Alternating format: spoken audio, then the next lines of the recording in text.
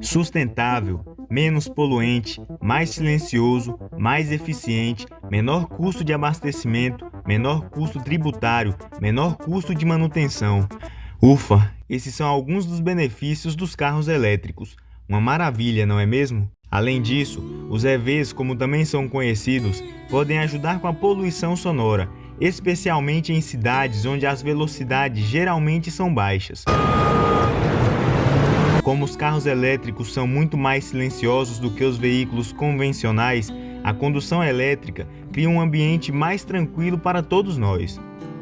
Tidos como um dos contribuintes para um futuro mais verde, para a melhoria da qualidade do ar nas cidades e no mundo, os carros elétricos vêm cada dia mais conquistando seu espaço. Mas nem tudo são flores. Apesar de todos esses benefícios, tem quem acredite que a produção das baterias para os veículos elétricos é muito mais prejudicial para o meio ambiente que a produção de veículos de combustão interna. Aí você me pergunta, mas como assim? Será que isso é mesmo verdade? E eu já posso te adiantar que sim. Para entender o porquê, continue assistindo.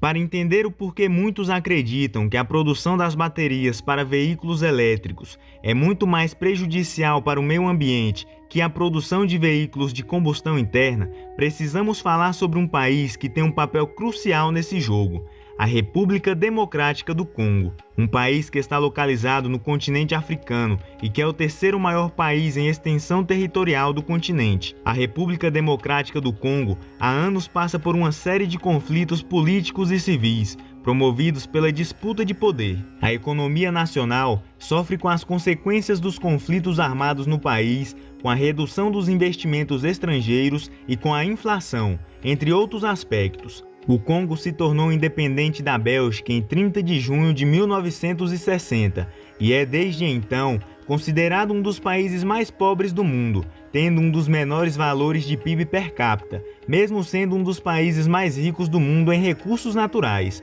sendo por vezes apontado como o segundo mais biodiversificado do mundo, atrás apenas do Brasil.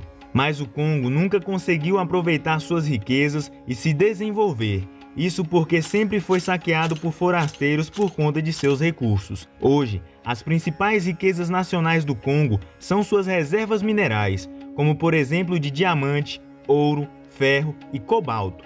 E é esse último cara, o cobalto, que nos ajudará a entender essa trama. Alright. Good.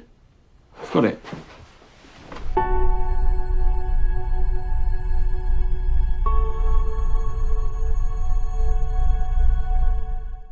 A República Democrática do Congo é dona de 55% das reservas mundiais de cobalto e hoje responde por 75% de sua produção.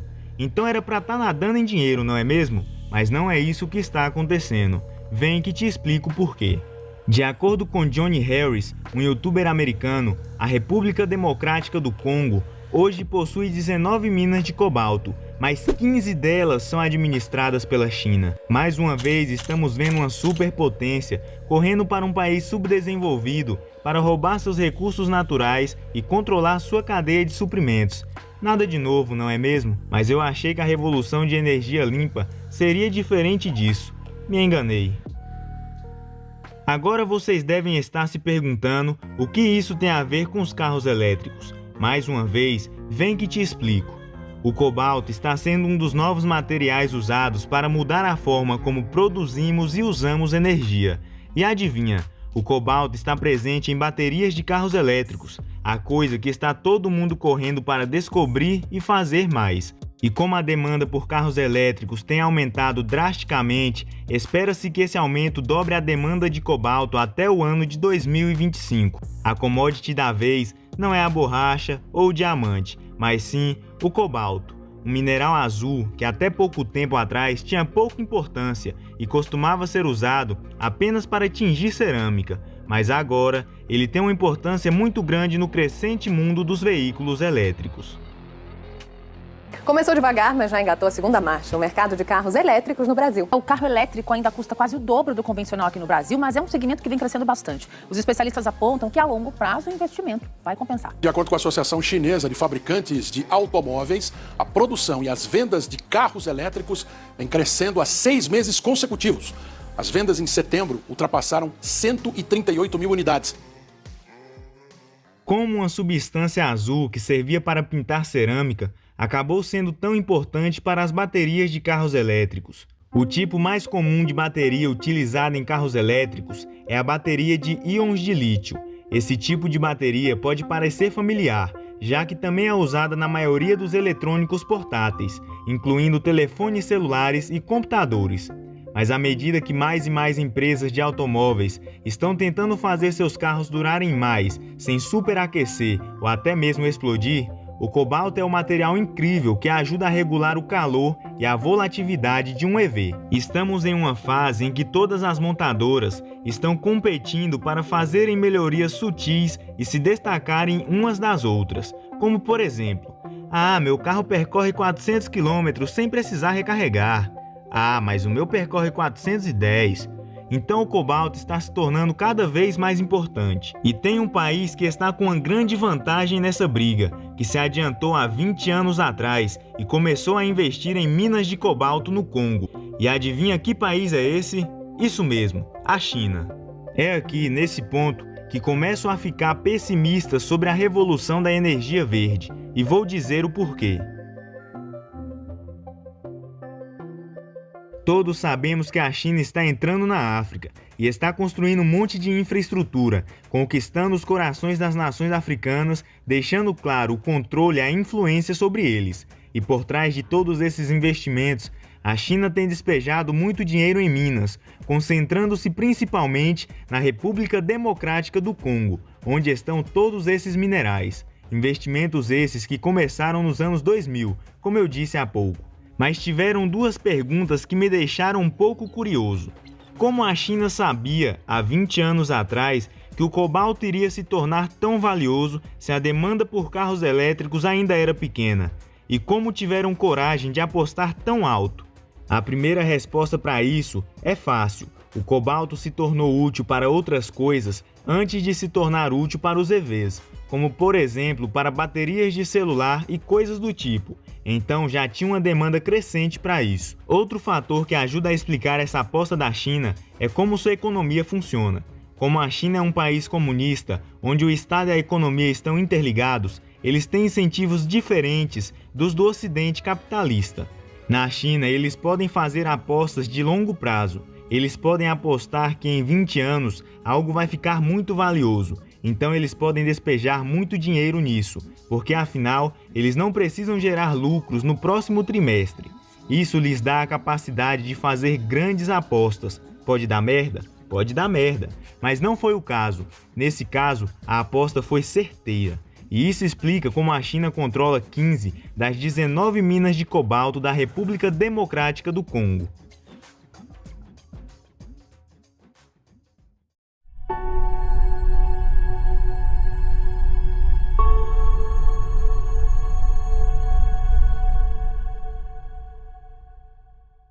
Então temos a demanda de veículos elétricos subindo, o cobalto sendo muito importante para esses veículos e tem a China que comprou as minas no Congo para controlar os suprimentos de cobalto que vamos precisar para os EVs. Mas não é só a China que está fazendo de tudo para controlar o que tem se tornado um mercado enorme e florescente. Todo mundo quer mandar nesse mercado. A China foi apenas um exemplo que eu escolhi para usar nesse vídeo. Mas por que eu estou decepcionado ao saber disso tudo? Infelizmente, a origem da eletricidade que abastece muitos carros atualmente ainda é suja, muito suja. Termoelétricas movidas a carvão ou combustíveis fósseis não aliviam o meio ambiente, apesar do corte provocado pela emissão zero do automóvel. Na Alemanha, por exemplo, mais da metade da produção de energia vem de termoelétricas a carvão e gás natural.